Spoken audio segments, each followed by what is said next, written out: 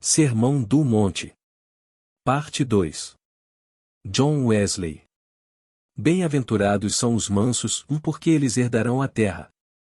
Abençoados serão eles que têm fome e sede de justiça, porque eles serão fartos. Bem-aventurados os que misericordiosos, porque eles obterão misericórdia. Mateus 5 versos 5 ao 7. Primeiro. 1.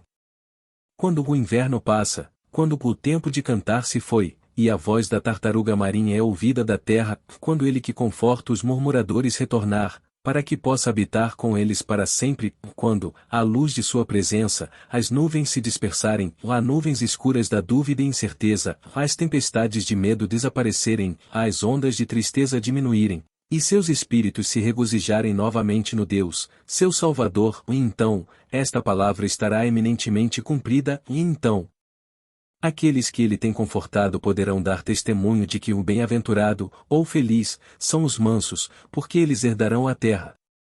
2. Mas quem são os mansos? Não aqueles que se angustiam por nada, porque nada sabem, ou aqueles que não estão transtornados, por causa das maldades que ocorrem, já que não discernem o mal do bem. Não aqueles que estão abrigados dos golpes da vida, por causa da insensibilidade estúpida, que têm, por natureza ou arte, a virtude de não se deixarem abalar, e não se ressentem de coisa alguma, porque nada sentem. Filósofos brutos estão totalmente despreocupados sobre esse assunto. A apatia está tão longe da mansidão, quanto da benevolência. De modo que alguém não conceberia facilmente, como alguns cristãos das épocas mais inocentes, e especialmente, alguns dos patriarcas da Igreja, puderam confundir-se com estes, e equivocar-se com um dos mais sórdidos erros do paganismo, como uma ramificação do cristianismo verdadeiro. 3.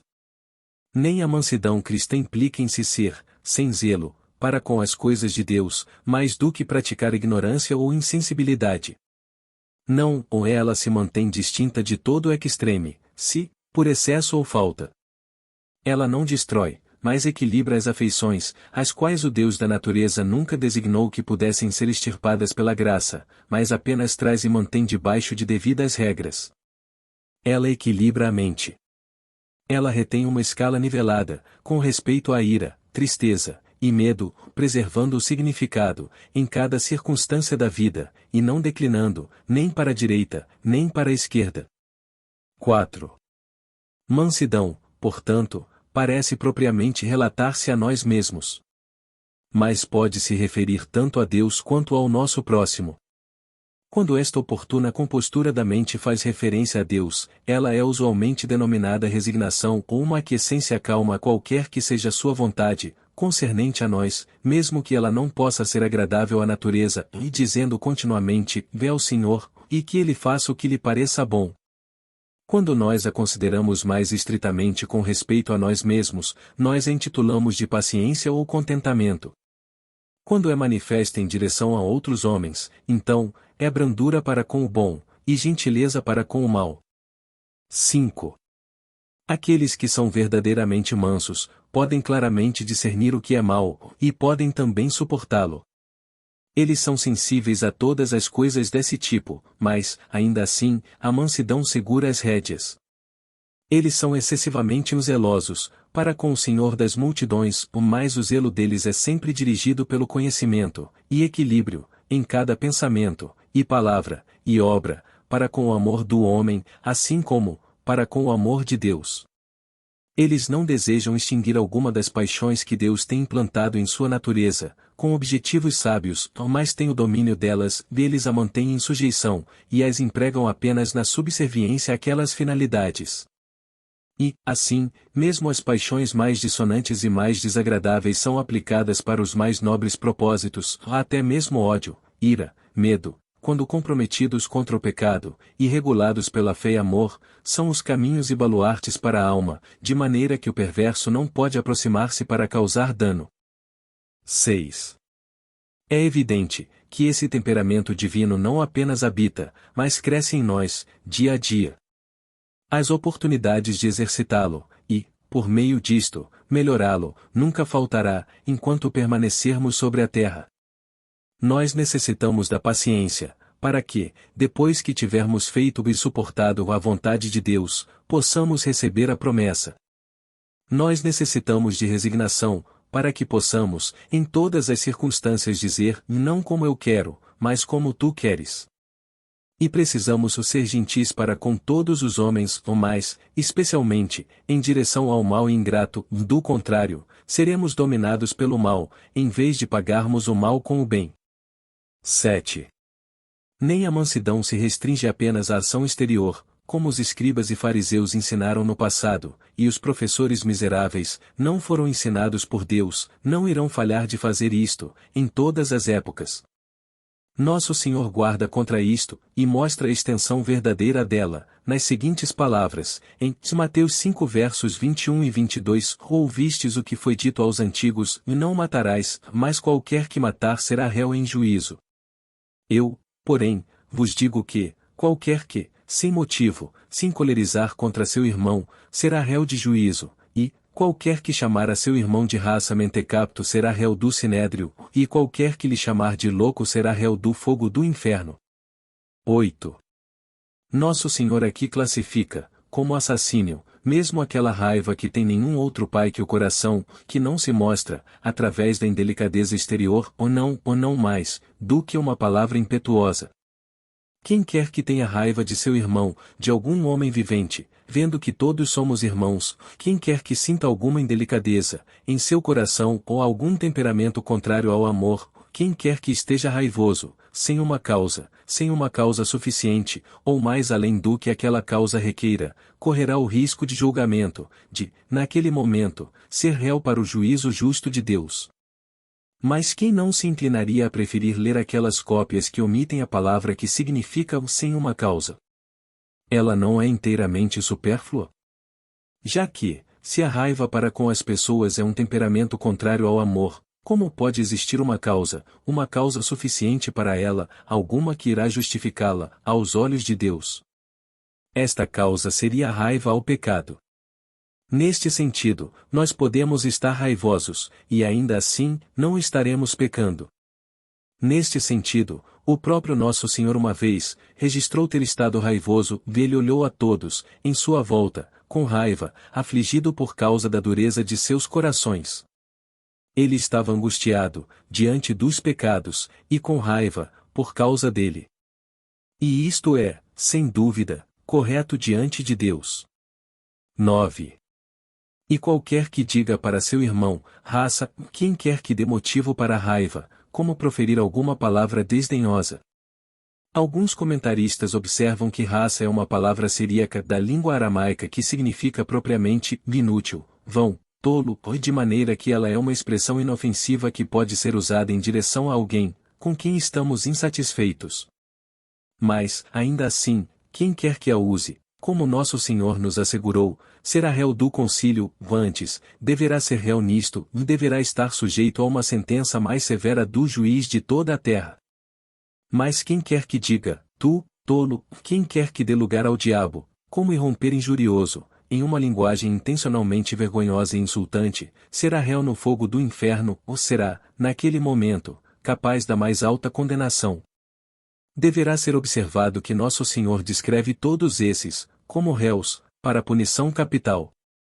A primeira, por estrangulamento, usualmente infligida àqueles que foram condenados em uma das cortes inferiores, a segunda, por apedrejamento, que era frequentemente infligida àqueles que foram condenados pelo grande concílio em Jerusalém, a terceira, condenação ao fogo, infligida apenas aos mais altos ofensores, no Vale dos Filhos de Inom, do qual aquela palavra é evidentemente tomada, e que nós traduzimos como o inferno.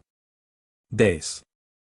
E, considerando que os homens naturalmente imaginem que Deus irá desculpar suas deficiências em alguns deveres, pela precisão deles em outros, Nosso Senhor a seguir cuida de arrancar aquele pensamento vão da imaginação comum. Ele mostra que é impossível a algum pecador comutar com Deus, que ele não aceitará algum dever por outro ou nem tomará parte da obediência, como obediência total.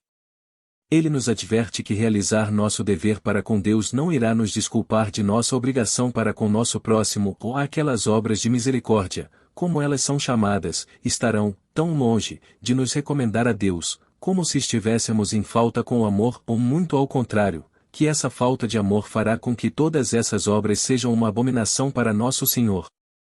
Por conseguinte, se tu trouxeres tua oferta ao altar, e lá, te lembrares de que teu irmão está contra ti, por causa de teu comportamento indelicado, em direção a ele, ou por tê-lo chamado de raça, ou tu, idiota, ou não pense que tua oferta irá reparar teu ódio, ou que ela irá encontrar alguma aceitação com Deus, por quanto tempo tua consciência esteja suja com a culpa do pecado do qual tu não te arrependeste. Deixa lá tua oferta, diante do altar, e vá, no teu caminho, primeiro, reconciliar-te com teu irmão, a fim de que tudo o que é imposto a ti, seja reconciliado, e, então, vem e oferece a tua oferta. Mateus 5 versos 23 e 24. 11. E que não haja demora, no que tão proximamente concerne a tua alma. Entre em acordo com teu adversário rapidamente, vá agora, imediatamente, e enquanto tu estás indo a ele, se for possível, antes dele vir até ti, para que o adversário, a qualquer tempo, não te entregue ao juiz, a fim de que ele não apele a Deus, o juiz de todos, e o juiz entregue a ti ao oficial, para Satanás, o executor da ira de Deus, e tu sejas lançado na prisão, ou no inferno, para que sejas reservado para o julgamento do grande dia. Verdadeiramente, digo a ti, tu não deverás, de modo algum, tornar-te conhecido, por isto, até que tu tenhas pago, até a última moeda. Mas isto é impossível de tu fazeres sempre, vendo que tu não tens coisa alguma a pagar. Portanto, se tu já estás na prisão, a fumaça de teu tormento deverá elevar-se para sempre e sempre. 12. Nesse meio tempo, os mansos deverão herdar a terra. Tal é a insensata sabedoria mundana. O sábio do mundo os tem advertido, diversas vezes, que, se eles não se ressentirem de tal tratamento, se eles não se submeterem a serem assim maltratados, não haverá vida para eles sobre a terra, que eles nunca serão capazes de procurar as necessidades comuns da vida, nem se alegrarem por coisa alguma. E o mais verdadeiro, supondo-se que não houvesse Deus no mundo, ou supondo-se que ele não se preocupasse com os filhos dos homens, e a não ser, quando Deus surge ao julgamento, para auxiliar a todos os mansos sobre a terra, o quanto ele não iria rir de toda essa sabedoria pagã, que ridiculariza e se transforma na ferocidade do homem em seu louvor. Ele toma um cuidado peculiar para provê-los com todas as coisas necessárias para a vida e religiosidade, ele assegura a eles a provisão que tem feito, a despeito da força, fraude, ou malícia dos homens, e o que ele assegura, ele dá a eles abundantemente para desfrutar. É agradável a eles, seja pouco ou muito. Já que eles se conformaram a esperar com paciência, e de maneira que eles verdadeiramente se conformaram com o que quer que Deus possa dar a eles. Eles estão sempre contentes, sempre satisfeitos, com o que quer que tenham, e isto agrada a eles, porque agrada a Deus, e assim sendo, enquanto seus corações, seus desejos, a alegria deles está nos céus, deles se pode verdadeiramente dizer, herdarão a terra. 13. Mas, parece haver ainda um significado, mais além, nessas palavras, há de que eles terão uma parte mais eminente na nova terra, onde habitará a retidão, e naquela herança, cuja descrição geral, e as particularidades, nós iremos saber, daqui adiante, através do que João nos deu no capítulo 20 de Apocalipse. E vi descer dos céus um anjo que tinha a chave do abismo, e ele prendeu o dragão, a velha serpente, e os encerrou por 1000 anos. E eu vi as almas deles, que foram decapitados, para o testemunho de Jesus, e por causa da palavra de Deus, e daqueles que não adoraram a besta, ou nem sua imagem, ou nem receberam sua marca em suas testas, ou em suas mãos, e eles viveram e reinaram com Cristo 1000 anos. Mas o restante dos mortos não tornou à vida, até que os 1000 anos tivessem terminado. Esta é a primeira ressurreição. Abençoado e santo é aquele que tem parte na primeira ressurreição, sobre estes, a segunda morte não tem poder, eles serão os sacerdotes de Deus e de Cristo, e reinarão com ele 1000 anos. Apocalipse 20 versos 1 ao 6. Segundo parte. 1. Nosso Senhor tem, até aqui, estado mais imediatamente ocupado, em remover os obstáculos da religião verdadeira. Tal como o orgulho, que é o primeiro e grande impedimento a toda religião, que é tirado fora, através da pobreza de espírito, tal como a leviandade e negligência, que impede alguma religião de criar raiz na alma, até que eles sejam removidos, através do murmurar santo, tal como a ira, impaciência, descontentamento, que são curados pela mansidão cristã. E, quando, alguma vez, esses empecilhos forem removidos, essas doenças pecaminosas da alma, que, continuamente, erguiam desejos falsos nela, e a preenchiam com apetites doentios, o apetite do Espírito nascido dos céus retorna, ele que tem sede e fome de retidão, assim sendo, bem-aventurados sejam aqueles que têm fome e sede de justiça, porque eles serão saciados. 2. Retidão, como foi observado antes, é a imagem de Deus, a mente que estava em Jesus Cristo. Ela é todo o temperamento santo e divino em um, ou brotando do amor de Deus, e terminando nele, como nosso Pai Redentor, e o amor de todos os homens por sua causa. 3.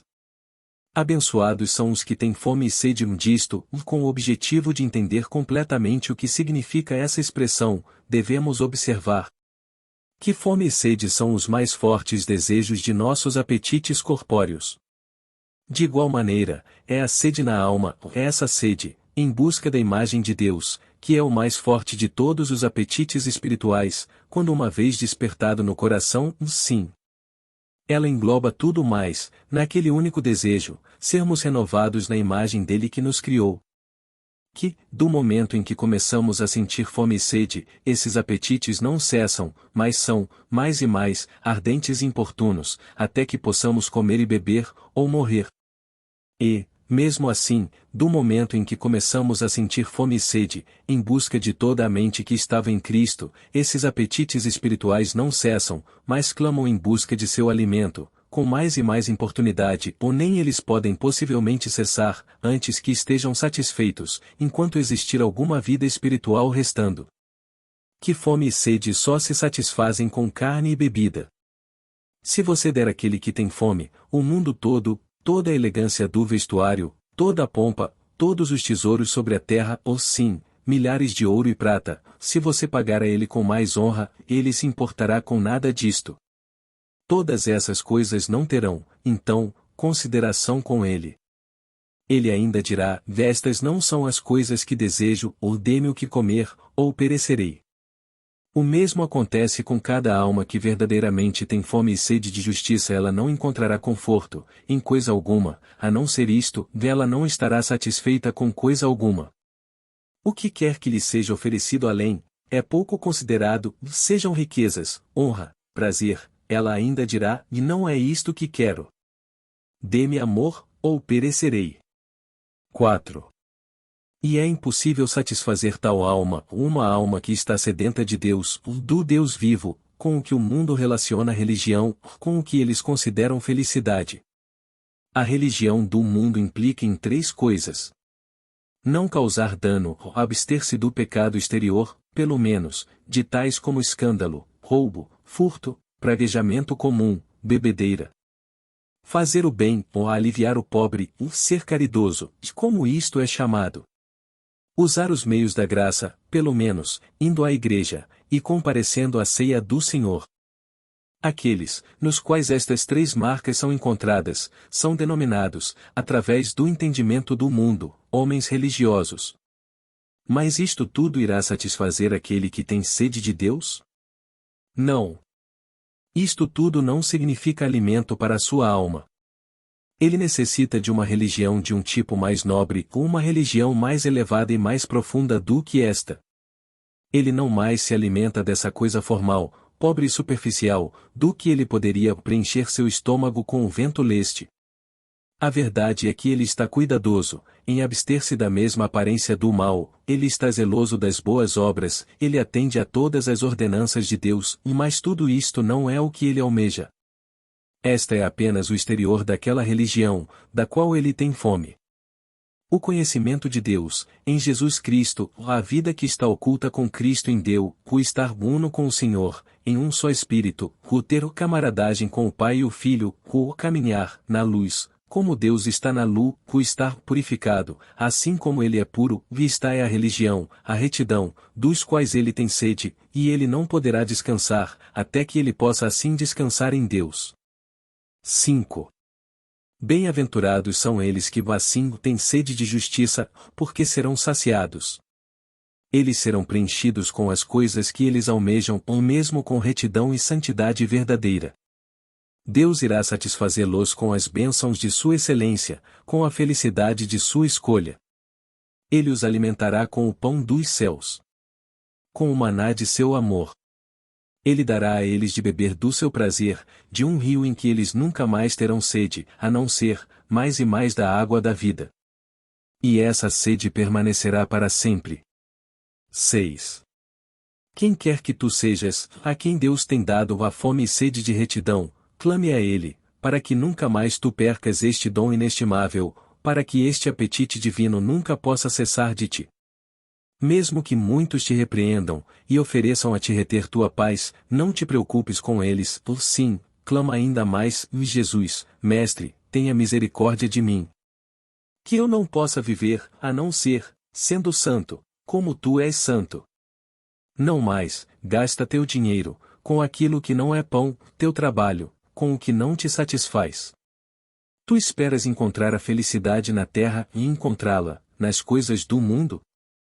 Ó, pisa em todos os teus prazeres, a despeito de tuas honras, considerando-nos esterco e refúgio, todas as coisas que estão debaixo do sol, pela excelência do conhecimento de Jesus Cristo, para a completa renovação de tua alma, na imagem de Deus, de onde ela foi originalmente criada. Cuida de não extinguir essa fome e sede abençoada, por causa daquilo que o mundo chama de religião ou a religião da forma, do espetáculo exterior, que deixa o coração ainda mais mundano e sensual do que nunca.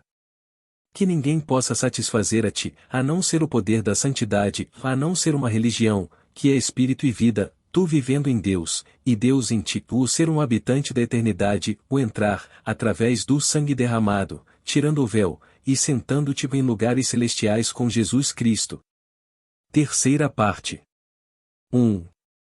E, quanto mais eles são preenchidos com o amor de Deus, mais ternamente eles irão se preocupar com aqueles que ainda estão sem Deus no mundo, ou ainda mortos, em transgressões e pecados. Nem deve interessá-los que os outros percam sua recompensa. Bem-aventurados os misericordiosos, porque eles obterão misericórdia. A palavra usada por Nosso Senhor implica mais imediatamente no compassivo, ou no bondoso de coração, ou naqueles que, muito longe de desprezar, sinceramente se afligem por aqueles que não estão famintos de Deus.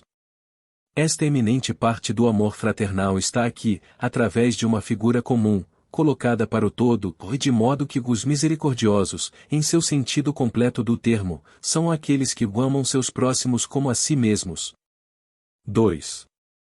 Por causa da vasta importância desse amor, sem o que, embora falemos com a língua de homens e anjos, e embora tenhamos o dom da profecia, e entendamos todos os mistérios, e todo o conhecimento, e embora tenhamos toda a fé, capaz de remover montanhas, e mesmo que demos todos os nossos bens para alimentar o pobre, e nossos corpos sejam queimados, de nada aproveitaria em nós a sabedoria que Deus tem nos dado, através de Paulo, um completo e particular relato dela, ou no que nós devemos mais claramente discernir quem são os misericordiosos, que deverão obter misericórdia.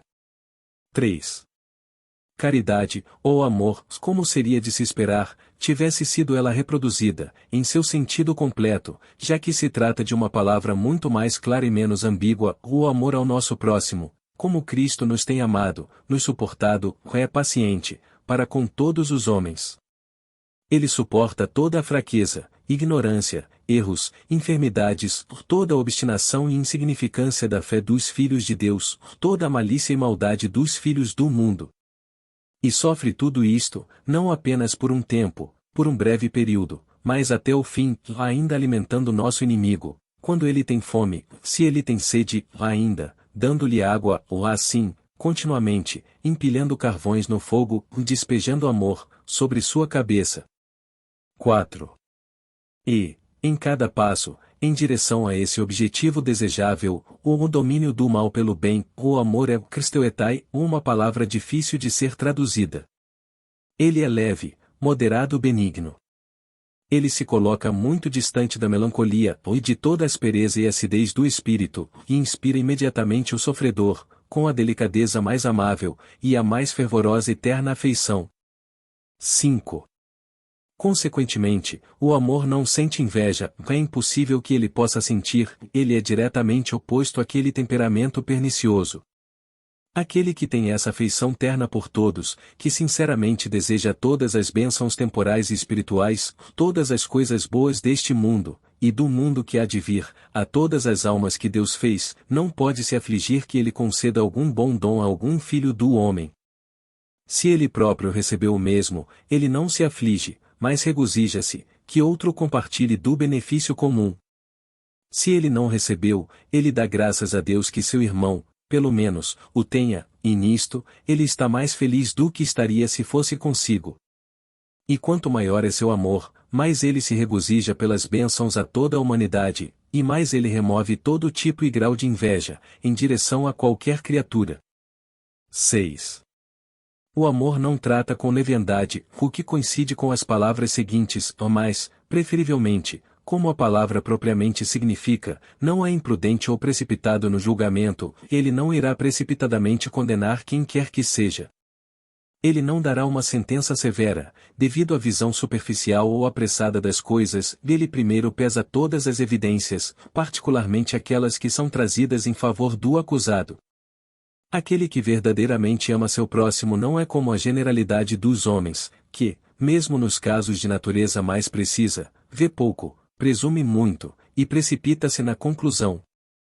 Não, ele procede com prudência e circunspeção, ou dando atenção a cada passo, concordando de boa vontade com aquela regra dos antigos pagãos, aonde os modernos cristãos irão se mostrar.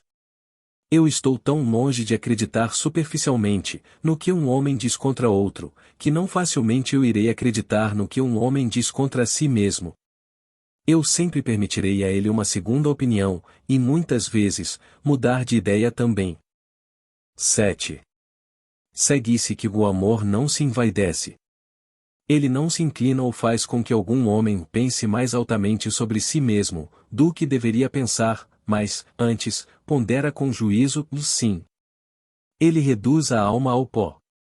Ele destrói todos os altos conceitos, o orgulho engendrado, e faz com que nos regozijemos de sermos nada, sermos poucos e vis, os mais desprezíveis dos homens, os servos de todos. Aqueles que estão cordialmente afeiçoados ao outro com amor fraternal, não pode, a não ser pela honra, preferir ao outro. Aqueles que têm o mesmo amor estão em harmonia, e fazem, na humildade da mente, com que cada um estime ao outro, mais do que a si mesmos. 8. Ele não se porta com indecência, ele não é rude, ou de boa vontade ofensivo a algum outro.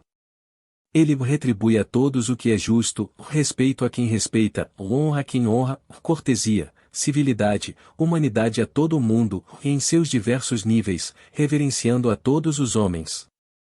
Um escritor recente define como boas maneiras, mais ainda, o mais alto nível dela, como cortesia, um desejo contínuo de agradar, aparecendo em todo o comportamento. Mas se for assim, não existe alguém tão educado como um cristão, um amante de toda a humanidade, ou já que ele não pode deixar de almejar agradar a todos os homens, pelo bem de sua edificação, e esse desejo não pode ser oculto, ele necessariamente aparece, em todo o seu intercurso com outros homens. Já que seu amor não é hipócrita, dele surge, em todas as suas ações e conversas, o sim, e o constrange, embora sem fraude, a se tornar todas as coisas a todos os homens, se através de algum desses meios, ele pode salvar alguns. 9. E, em se tornando todas as coisas a todos os homens, o amor não busca seus próprios interesses. Em empenhar-se a agradar a todos os homens, o amante da humanidade não tem olho para suas vantagens temporais. Ele não almeja homem prata, ouro ou vestuário, dele não deseja coisa alguma, a não ser a salvação de suas almas, sim, em um sentido, pode-se dizer que ele não busca sua vantagem espiritual, mais do que a temporal, e enquanto ele se dedica a salvar suas almas da morte, ele, como se diz, se esquece de si mesmo. Ele não pensa em si mesmo, por quanto tempo aquele zelo pela glória de Deus o consome. Mais ainda, ou algumas vezes, devido ao seu muito amor, ele pode quase parecer desistir de si mesmo, da sua alma e do seu corpo, enquanto ele clama como Moisés, em Êxodo 32 versos 31 e 32. Ora, este povo pecou pecado grande, fazendo para si deuses de ouro, ó agora, pois, perdoa o pecado deles, se não, risca-me, peço-te, do teu livro, que tens escrito. Ou, como Paulo, em Romanos 9 verso 3, porque eu mesmo poderia desejar ser separado de Cristo, por amor de meus irmãos, que são meus parentes, segundo a carne. 10. Não é de se admirar que tal amor não se irrita ou paroxonetai, que se observe que a palavra, facilmente inserida de modo singular na tradução, não está no original, as palavras de Paulo são perfeitas. O amor não se irrita, ele não se ofende à descortesia, em direção a quem quer que seja. De fato, oportunidades para isto irão frequentemente ocorrer, provocações exteriores de vários tipos, mas o amor não se rende à provocação, e ele triunfa sobre tudo. Em todas as tentativas, ele olha para Jesus, e é mais que vencedor em seu amor. Não é improvável que nossos tradutores inseriram aquela palavra, como se ela fosse, para desculpar o apóstolo, que, como eles supuseram, poderia, do contrário, pareceria estar em falta com o mesmo amor que ele tão belamente descreve. Eles parecem ter suposto isto da frase em Atos dos Apóstolos, que está igualmente muito inadequadamente traduzida. Quando Paulo e Barnabé discordaram, com respeito a João, a tradução seguiu-se dessa forma, de tal contenda houve entre eles, que se apartaram um do outro. Barnabé, levando consigo a Marcos, navegou para Chipre. E Paulo, tendo escolhido a Silas, partiu, encomendado pelos irmãos à graça de Deus. E passou pela Síria e Cilícia, confirmando as igrejas. Atos 15 verso 39. Isto naturalmente induz o leitor a supor que eles estavam igualmente mordazes nisto, que Paulo, que está indubitavelmente certo, com respeito ao ponto em questão, sendo completamente impróprio levar João com Celes novamente, quem tinha desertado deles anteriormente, estava tão alterado quanto Barnabé, que deu tal prova de sua ira, que deixou a obra, pela qual ele tinha sido separado pelo Espírito Santo. Mas o original não importa tal coisa, ou nem afirma que Paulo estava alterado afinal. Ele simplesmente diz, e houve uma veemência, um paroxismo de raiva, e em consequência do que Barnabé deixou Paulo, pegou a João e seguiu seu caminho. Paulo, então, escolhe a Silas, e parte, sendo recomendado pelos irmãos para a graça de Deus, o que não é dito com respeito a Barnabé, e segue através da Síria e Cilícia, como ele tinha proposto, confirmando as igrejas. Atos 15 versos 39 ao 41. Mas, retornando. 11. O amor impede milhares de provocações que, do contrário, se ergueriam, porque ele não suspeita mal. Realmente, o homem misericordioso não pode evitar saber muitas coisas que são ruins, ele não pode deixar de vê-las, por si mesmo, e ouvir delas, ele mesmo. Já que o amor não tira fora seus olhos, é impossível a ele não ver que tais coisas são feitas, nem tira fora seu entendimento, não mais do que seus sentidos, de maneira que ele não pode deixar de saber que elas são mais. Por exemplo, quando ele vê um homem golpear seu próximo, ou o ouve blasfemar contra Deus, ele não pode questionar a coisa feita, ou as palavras faladas, ou duvidar de que sejam pecaminosas. A palavra o suspeitar não se refere ao nosso ver e ouvir, ou aos primeiros involuntários atos de nosso entendimento, mas à nossa disposição em pensar o que não precisamos, nossa dedução do mal, onde ele não aparece, ao nosso raciocínio concernente às coisas que não vemos, nossa suposição ao que nós não vemos, nem ouvimos. Isto é o que o amor verdadeiro absolutamente destrói. Ele rasga em pedaços, completamente, toda a ideia do desconhecido. Ele atira fora toda desconfiança, toda a maldade presumível, toda a prontidão a acreditar no mal. Ele é franco, aberto, sem malícia, e, como ele não pode ocasionar, então, ele nem teme o mal. 12. Ele não folga com a iniquidade, tão comum quanto isto seja, mesmo entre aqueles que testemunham o nome de Cristo, e que têm escrúpulos, em não se regozijarem sobre seus inimigos, quando eles caem seja na desgraça, no erro, ou no pecado. De fato, Quão dificilmente podem evitar isto, os que estão tão zelosamente atados a alguma parte. Quão difícil é para eles não se agradarem com qualquer falta que eles descobrem, naqueles da parte oposta, com alguma mancha real ou suposta, tanto em seus princípios, quanto em sua prática. Que defensor fervoroso de alguma causa é mais perspicaz do que esses? Sim, quem está tão sereno, para ser completamente livre? Quem não se regozija, quando seu adversário dá um passo em falso, o que ele pensa irá trazer vantagem à sua própria causa? Apenas o homem que verdadeiramente ama. Apenas ele chora, tanto sobre o pecado, quanto sobre a tolice de seu inimigo, ou não tendo prazer em ouvir, ou em repetir isto, mas, preferivelmente, deseja que ele possa ser esquecido para sempre. 13. Mas ele se regozija na verdade, onde quer que ela se encontre, e na verdade que busca a santidade, que produz seus frutos próprios, santidade de coração e santidade de conversa. Ele se regozija se certificar que mesmo esses que se opõem a ele, se com respeito às opiniões, ou alguns pontos da prática, são, não obstante, amantes de Deus, e em outros aspectos, irrepreensíveis. Ele fica feliz em ouvir falar bem deles, e fala tudo o que ele pode consistentemente com a verdade e a justiça. Realmente, o bem, em geral, é sua glória e alegria, em qualquer parte, espalhado, através da raça humana. Como um cidadão do mundo, ele clama por uma porção na felicidade de todos os habitantes dele. Porque ele é um homem, ele não está despreocupado com o bem-estar de qualquer homem, ou mais se alegra com o que quer que traga glória a Deus, e promove a paz e boa vontade entre os homens. 14. Este amor encobre todas as coisas, ou assim, sem dúvida, suporta todas as coisas, ou porque um homem misericordioso não se regozija na iniquidade, ou nem de boa vontade faz menção disto. O que quer de mal que ele veja, ouça, ou saiba, ele, porém, se cala. Tanto quanto ele pode, sem tornar-se um parceiro no pecado de outrem. Onde quer, ou com quem quer que ele esteja, se ele vê alguma coisa que ele não aprova, isto não sai de sua boca, exceto para a pessoa a quem diz respeito, se, por acaso, ele pode ganhar um irmão. Ele está, muito longe, de fazer, das faltas ou falhas de outros, o assunto de sua conversa, já que do ausente ele nunca fala, afinal, a não ser, se ele puder falar bem. O fofoqueiro, o caluniador, o murmurador, o maledicente, é para ele como um assassino. Assim como ele cortaria a garganta de seu próximo, ele mataria a sua reputação. Assim como ele pensaria em se divertir, ateando fogo na casa de seu próximo, ele distribuiria flechas à sua volta, tição e morte, dizendo, eu não estou praticando esporte? Ele faz apenas uma exceção ou algumas vezes, ele está convencido de que é para a glória de Deus, ou, o que vem a ser o mesmo, o bem de seu próximo, que um mal não deva ser encoberto. Nesse caso, para o benefício do inocente, ele é constrangido a declarar o culpado.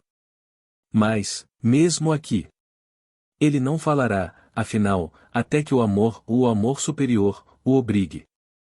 Ele não fará isto, de uma visão geral confusa em fazer o bem, ou promover a glória de Deus, mas de um sinal claro de alguma finalidade pessoal ou algum bem determinado que ele persiga. Ainda assim, ele não pode falar, a menos que ele esteja completamente convencido de que esse mesmo meio é necessário para aquela finalidade, que a finalidade não pode ser respondida, pelo menos, não tão efetivamente, através de algum outro caminho.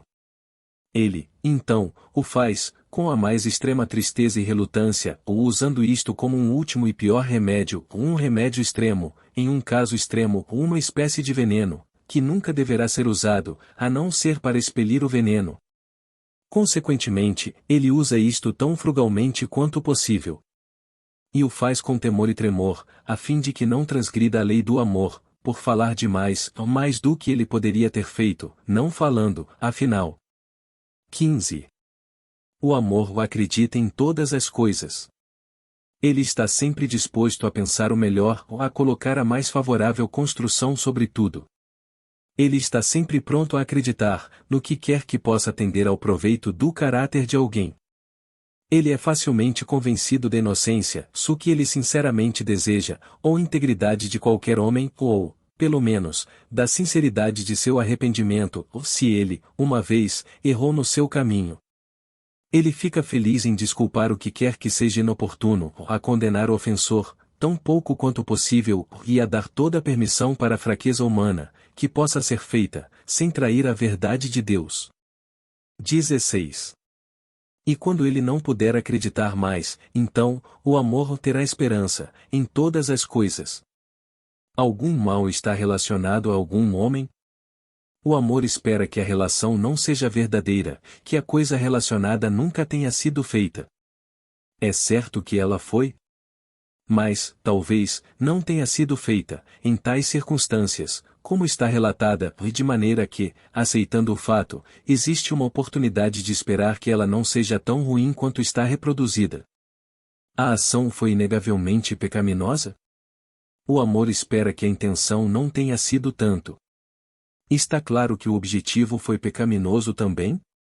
Ainda assim, ele não deveria brotar de um temperamento firme do coração, mas de um ímpeto de paixão, ou de alguma tentação veemente, que precipita o homem fora da compreensão de si mesmo. E, mesmo quando não houver dúvida de que todas as ações, objetivos e temperamentos são igualmente maus, ainda assim, o amor espera que Deus estenda seu braço, e leve a si mesmo a vitória, e haverá alegria nos céus, por conta deste único pecador que se arrepende, do que por causa de 99 pessoas que não precisam de arrependimento. 17. Por fim, ele suporta todas as coisas. Isto completa o caráter daquele que é verdadeiramente misericordioso. Ele não suporta apenas algumas, não muitas coisas apenas, nem a maioria, ou mais, absolutamente todas as coisas. O que quer que a injustiça, malícia, crueldade dos homens podem infligir, ele será capaz de suportar. Ele não considera coisa alguma intolerável, ele nunca diz de alguma coisa, isto não pode ser suportado. Não, ele não apenas faz, mas suporta todas as coisas, através de Cristo, que o fortalece. E tudo o que ele suporta não destrói seu amor ou não o enfraquece, por fim. É evidência contra tudo. É a chama que queima, mesmo no meio do grande abismo. Muitas águas não podem extinguir o seu amor ou nem pode a inundação sucumbi-lo. Ele triunfa sobre tudo. Ele nunca falha, tanto no tempo, quanto na eternidade. Em obediência ao que o céu decreta. O conhecimento pode falhar, e a profecia cessar. Mas a maior influência do amor eterno. Não limitado pelo tempo, nem sujeito à decadência. Em triunfo feliz viverá para sempre. E o bem infinito espalhará, e o louvor infinito receberá. Assim deverá o misericordioso obter misericórdia, não apenas, pela bênção de Deus sobre todos os seus caminhos, por retribuir agora o amor que eles suportaram, por seus irmãos, milhares de vezes, em seus próprios peitos, ou mais, igualmente, pelo peso excessivo e eterno da glória, no reino preparado para eles, desde o começo do mundo. 18. Por enquanto, você pode dizer, ai de mim, que me estou constrangido a habitar com Mesesh, e ter minha morada entre as tendas de Quedar. Você pode verter sua alma, e lamentar a perda do amor verdadeiro e genuíno na terra perdido, realmente. Você bem pode dizer, mas não, em um sentido remoto veja como esses cristãos amam uns aos outros. Esses reinos cristãos, que estão dilacerando suas entranhas mutuamente e devastando uns aos outros, com o fogo e a espada. Esses exércitos cristãos que estão sendo enviados, aos milhares, rapidamente para o inferno. Essas nações cristãs que estão sendo tomadas pelo fogo, pelas contendas, partido contra partido ou facção contra facção. Essas cidades cristãs, onde o dolo e a fraude, opressão e iniquidade, sim, roubo e assassinato, não saem de suas ruas. Essas famílias cristãs, feitas em pedaços, pela cobiça, ciúme, ira, disputa doméstica, inumerável, interminável. Sim. E o que é mais terrível, o mais lamentável de tudo, essas igrejas cristãs. Igrejas, não diga isto, engatam mais, meu Deus, como nós poderemos ocultar isto dos judeus, turcos ou dos pagãos, que testemunhamos o nome de Cristo, o Príncipe da Paz, promovendo guerra contínua uns com os outros. Que os pecadores convertidos os queimam vivos. Que estão embriagados pelo sangue dos santos. Será que essa glória pertence apenas à grande Babilônia, a mãe das meretrizes e abominações da terra? Mais do que isto, as igrejas reformadas, assim chamadas, têm sinceramente aprendido a trilhar em seus passos. As igrejas protestantes também sabem oprimir, quando elas têm poder, em suas mãos, mesmo com sangue. E, nesse meio tempo, como elas também anatematizam umas às outras. Consagram umas às outras, ao mais baixo inferno. Que ira, que contenda, que malícia, que amargura está em todos os lugares, encontradas, em meio delas, mesmo quando elas concordam nos princípios básicos, e apenas diferem em opiniões, ou em pormenores da religião. Quem segue em busca apenas das coisas que trazem paz, e das coisas onde nós podemos edificar o outro? Ó Deus! Por quanto tempo ainda? Será que tua promessa irá falhar? Não a tema, pequeno rebanho. Contra a esperança, acredite na esperança. É o bom prazer de seu Pai ainda renovar a face da terra. Certamente, todas as coisas chegarão ao fim, e os habitantes da terra deverão aprender a retidão. Nações não erguerão espadas contra a nação, ou nem elas conhecerão a guerra mais. As montanhas da casa do Senhor serão edificadas, no topo das montanhas, e todos os reinos da terra tornar-se-ão os reinos de nosso Deus. Eles, então, não causarão dano, ou destruição, em todas as suas santas montanhas, mas chamarão os seus muros de salvação, e seus portões de louvor. Eles todos serão, sem mácula ou mancha, amando uns aos outros, como Cristo nos tem amado, e se tu parte dos primeiros frutos, se o tempo da colheita ainda não chegou. Tu amas a teu próximo como a ti mesmo? O Senhor Deus preencherá teu coração com tal amor por cada alma, que tu estarás pronto a entregar tua vida, pela causa dele. A tua alma pode continuamente ser dominada pelo amor, consumindo cada temperamento indelicado e impuro, até que ele te chame para a região do amor, para que reines com ele para sempre e sempre.